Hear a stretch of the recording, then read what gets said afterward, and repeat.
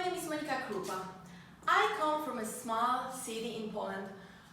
When I was a child, almost everyone kept some animals for food.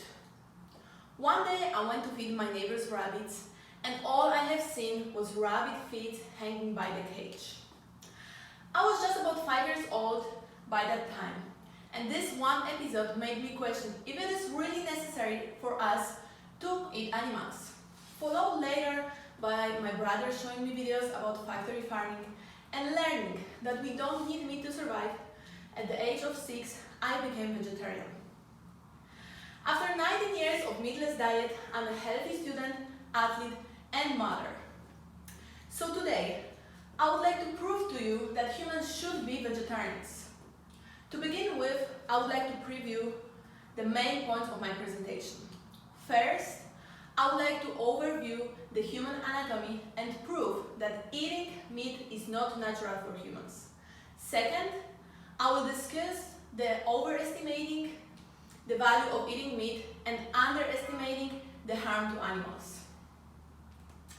People often say they must eat meat to survive. Newman in 2017 provides description of human anatomy that proves that nature didn't prepare human body for meat consumption. So let me give you a couple examples. Killing and eating animals is initially repulsive to us. Most people, if they were to kill animals themselves, they would choose not to. But when we buy meat at the store, we don't picture blood and screams of animal being ripped apart. The only thing we see is yummy dinner. Next, we don't have teeth that are sharp and large enough to be capable of tearing flesh. Our digestive system doesn't like meat. Humans' intestinal tracts are long, more like those of plant eaters. Meat may cause food poisoning in humans. Our stomach acid is not strong enough for eating meat. According to the US Department of Agriculture, every year in the US alone, food poisoning sickens more than 48 million people and kill more than 3,000 people. Battaglia Ricci in 2015 describes the health-related issues people may suffer because of eating too much or processed meat. Some of the examples are cardiovascular disease, colorectal cancer, and type 2 diabetes. People tend to explain that if they don't eat meat, they will feel weak or they will have no energy. Byrne and Reed out in 2004 said that well-planned, appropriately supplemented vegetarian diet appears to support athletic performance. When I first came to USA, most of my teammates were stronger than me.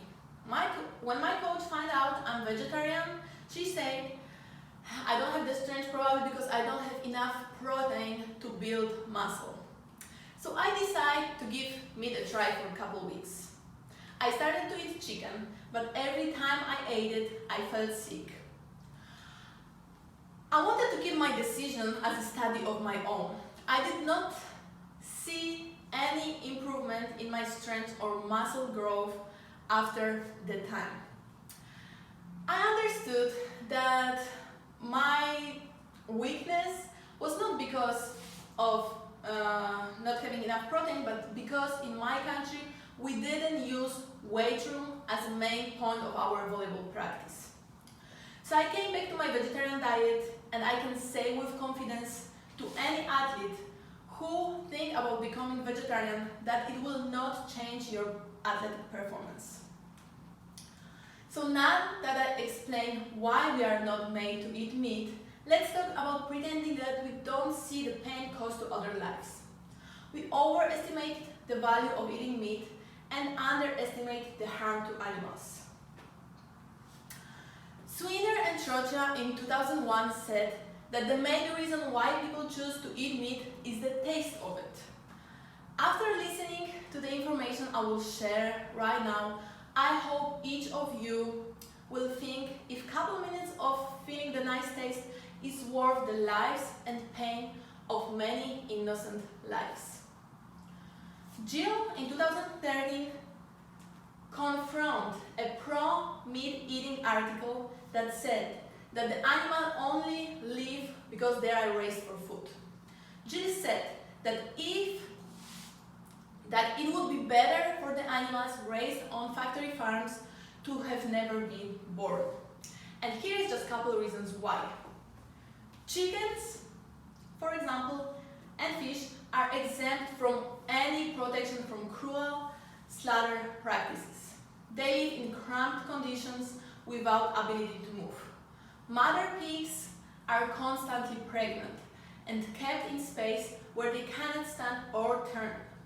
Often, the beaks of chicken, turkeys, and ducks are removed during their life to reduce picking and cannibalism caused by stress. About 70 billion farm animals is reared for food each year, and only about 50% is edible.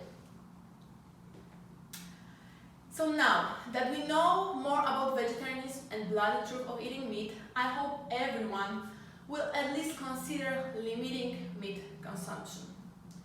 Newman in 2017 said that by limiting meat consumption, we will save not only animal lives but also human lives. In addition to health-related issues, people that work in animal farms often suffer depression and even commit suicide. Also, the waste from farms pollute 35,000 of rivers in the United States. People that live close to animal farms often have respiratory problems, skin infections, nausea, and depression. As stated at the beginning of my presentation, humans should be vegetarian. Our anatomy, physical and mental health, and the suffering of other lives are all proofs of that thesis. So today I would like to challenge every one of you to be vegetarian for at least one day per week. Even a day can make a difference. So I would like to thank you all for your time, and I want to end with a quote from Jeremy Bentham. The question is not can they reason, nor can they talk, but can they suffer? Thank you.